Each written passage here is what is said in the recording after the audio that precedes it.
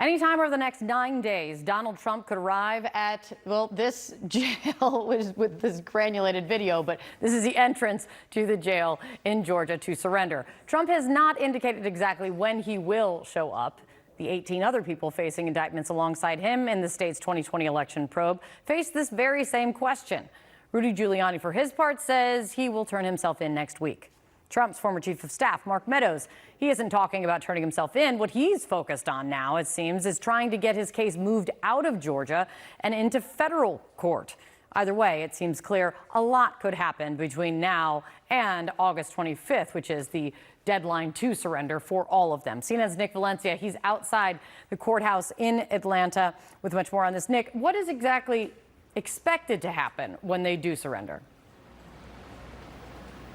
Well, according to the Fulton County Sheriff, he's not going to treat the former president or his 18 co-defendants different than anyone else who gets indicted in Fulton County. And what that means is getting fingerprinted mugshots processed through Fulton County Jail, which is an infamous facility here in the city of Atlanta. We did reach out to the sheriff's office. They told me so far none of the defendants had turned themselves in. They put out a statement saying that the jail is open 24/7, so anyone can turn themselves in at any time. Meanwhile, we're getting a taste of a potential defense strategy for the former president. His former chief of staff, Mark Meadows, has filed a formal petition with his attorneys arguing that he should get his case removed from state court and into federal court instead. Those attorneys arguing that anyone who's accused or charged with actions that they allegedly took while they were working as a federal official should have their criminal proceedings heard before a federal court. And here's what they're saying in part of that filing. Nothing Mr. Meadows is alleged in the indictment to have done is criminal per se, arranging Oval Office meetings, contacting state officials on the president's behalf, visiting a state government building, and setting up a phone call for the president. One would expect a chief of staff to the president of the United States to do these sorts of things. Meadows says that he's going to file a formal, longer complaint at a later date, but meanwhile, this matter is in the hands of a U.S. district judge here in Georgia. Kate. All right, Nick, thank you for being there. John?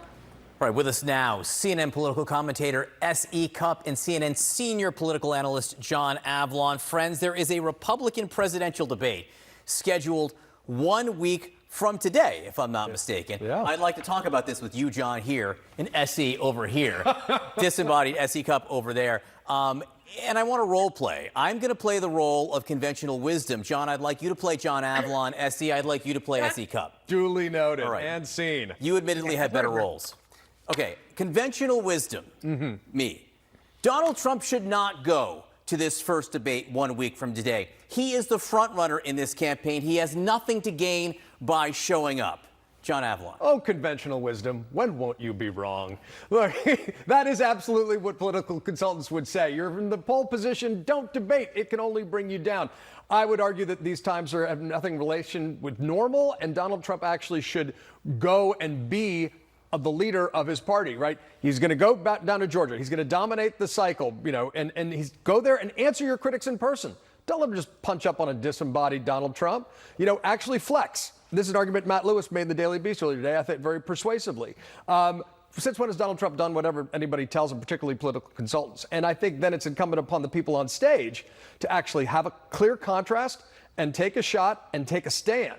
But this dancing around Donald Trump, if your name's not Chris Christie, is dumbing down the country. We're going to talk about that in just a second. S.E., first on the question of Donald Trump. When conventional wisdom, me says he shouldn't go. S.E. Cupp says. Well, listen, John Avlon has great advice, but we should, I think, say at the outset, this is so unprecedented.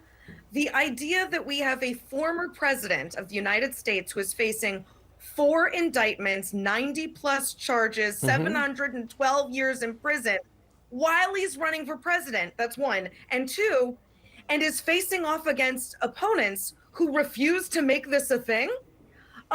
Let conventional wisdom, John Berman, you're out the window. John Avlon's great advice, you're out the window. S.E. Cupp, John Berman, John Avlon, Matt Lewis, name anyone you want. We don't know what is going to happen here or how this should go because nothing makes sense and no one is acting normally. But I will point out, S.E., you're literally in the window for us. I mean, I'm trying here, but no one can offer good advice because none of these people are taking good advice. The people running against Donald Trump don't act like they want to run for actually be president. Donald Trump doesn't take good advice, as we obviously have seen.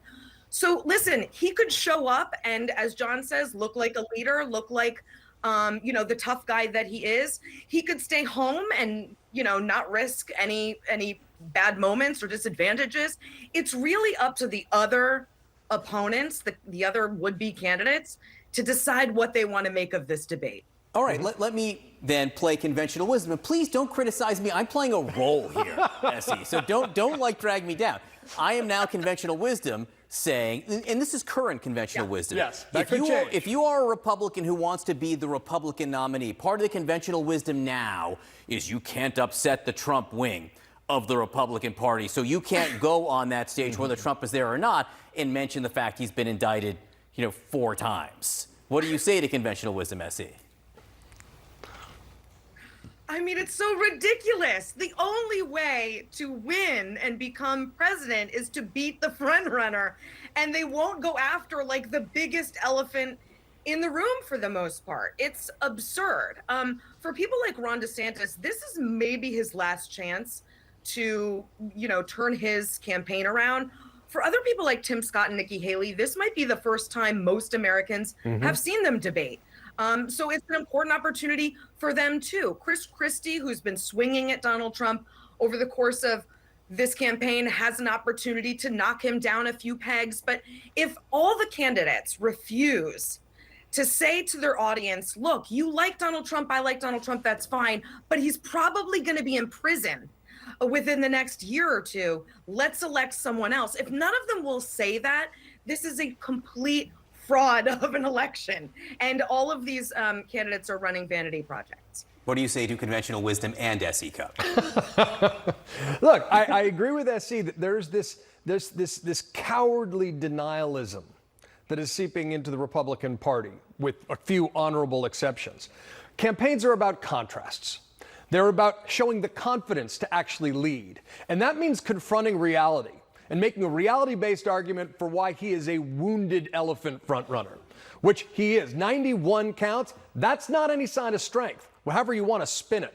But the more they feed into his reality distortion field by tiptoeing around, by accepting his version of non-reality for fear of offending, the more they abdicate any credible alternative to being a leader. Tell the truth. It's not hard. Don't over-index your consultants telling you about vectors of the Republican Party and how to tiptoe around that. That is a first-class ticket to oblivion. Lightning round conventional wisdom. If Donald Trump wins Iowa, conventional wisdom is it's over. It's never over just after Iowa. But I would flip it around its head and say, what happens in the first couple states, Iowa, New Hampshire, where Chris Christie, has a base of support, or South Carolina, if Donald Trump shows vulnerability, if the field winnows, that could itself be a game changer. Conventional wisdom, Essie Cup, people don't need 2 dictionaries in this day and age. And over your left shoulder, we see 2 dictionaries there. But they do need Gil Hodges portraits. I'm a writer, John Berman. What is not enough? Okay. Stop picking on me. I feel you. All right. Essie Cup, thank you very much. Well read, well defined. With 2 dictionaries there. Thank you very much. John Avilon, our thanks to you as well.